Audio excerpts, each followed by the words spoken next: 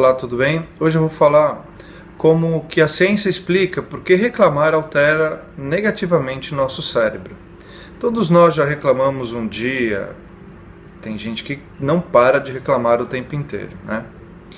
Só que toda vez que você reclama, você descarrega emoções que não são legais, emoções negativas, experiências que você coloca na sua reclamação que não te fazem bem.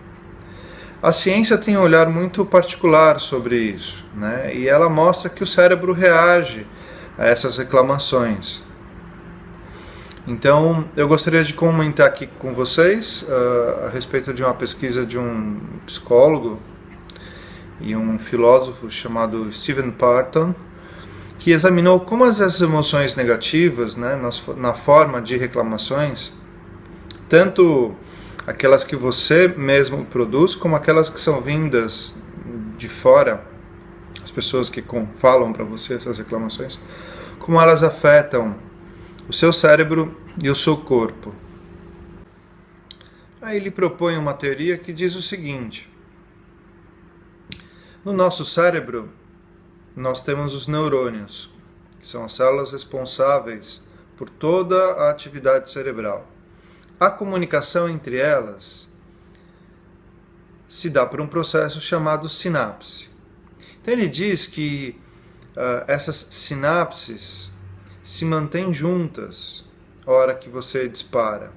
Então é uma maneira concisa de você compreender a essência da neuroplasticidade, a essência de como o cérebro constrói as suas conexões com base em tudo o que é repetidamente exposto. Então a negatividade e as reclamações irão produzir o mesmo tipo de disparo neuronal, segundo essa teoria que é proposta por Donald Hebb, um cientista. Então o princípio é simples: em todo o cérebro há uma coleção de sinapses, né, que são responsáveis por transmitir informações de uma célula para outra. E essas sinapses, elas têm uma fenda vazia, chamada fenda sináptica.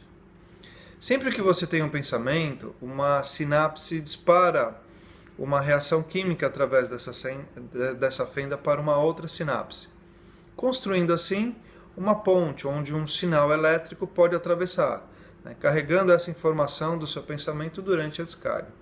Pois bem, toda vez que essa descarga elétrica é acionada, as sinapses se aproximam mais, a fim de diminuir essa distância. Né? Claro, isso é muito microscópico. Mas há necessidade de diminuir essa distância que a descarga elétrica precisa percorrer.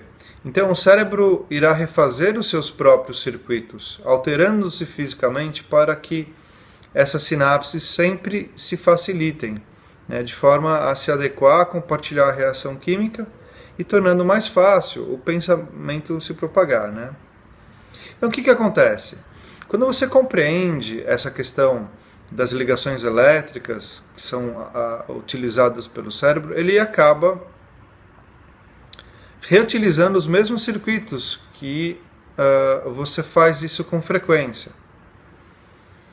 Portanto, toda vez que você repete um pensamento, uma ação, uma proposição e que não é positiva, esse caminho elétrico ele é refeito.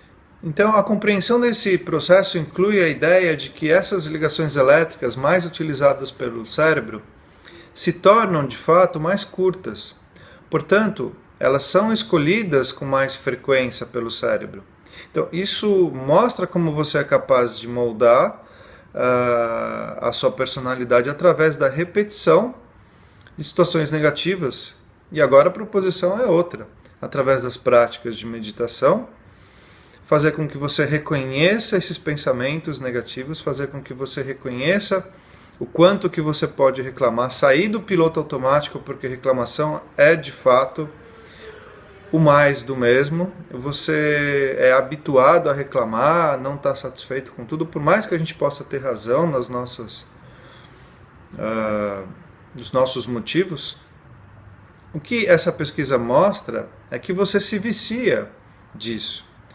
E o disparo neuroendócrino de toda a reclamação acaba sendo adrenalina, noradrenalina, cortisol, hormônios que têm sua função no organismo, mas uma vez liberados de forma contínua e constante, eles inundam o nosso sistema fisiológico e começam a fazer o oposto, a causar danos. Então, adrenalina e noradrenalina causam taquicardia. Cortisol, não recaptado pelas células, a médio e longo prazo, causa danos também. E o que a gente mais conhece é o estresse, que é um conjunto de doenças, na verdade. Né? O estresse não é só uma coisinha, não. Ele é uma série de fatores, tem vários níveis de estresse. E a gente acaba caindo em doença, porque reclamou. Olha que interessante. Reclamar faz a gente ficar doente, ou pode fazer a gente ficar doente. Então, há uma necessidade de reorganizar essa circuitaria neuronal e fazer, primeiro, com que você reconheça os pensamentos que você tem, quais são os níveis desses pensamentos, se eles são destrutivos, causam sofrimento ou não. E depois de reconhecê-los, vamos mudar isso, fazer com que você consiga se reorganizar nesse sentido. E aí a gente passa a ter o oposto. Novas sinapses, novas redes neuronais, e pesquisas com ressonância magnética mostram que o cérebro é sim capaz de promover uma nova gênese de neurônios, o que é a neuroplasticidade, na verdade, né? E com isso uma nova ligação entre eles, um novo contato sináptico, trazendo então uma fisiologia mais positiva, liberando, por exemplo, hormônios que nos causam sensação de prazer, alegria, felicidade, como dopamina e serotonina. Além de que você, naturalmente, trocando o seu estado e a sua condição de comportamento, você se sente muito melhor. Muitas vezes a gente reclama sem saber que está reclamando, e a hora que você troca isso, você passa a emitir menos negatividade na sua vida. Então essa é uma explicaçãozinha básica, uma teoria proposta de como você pode realmente mudar. E por que você pode mudar? Muito mais do que isso, né?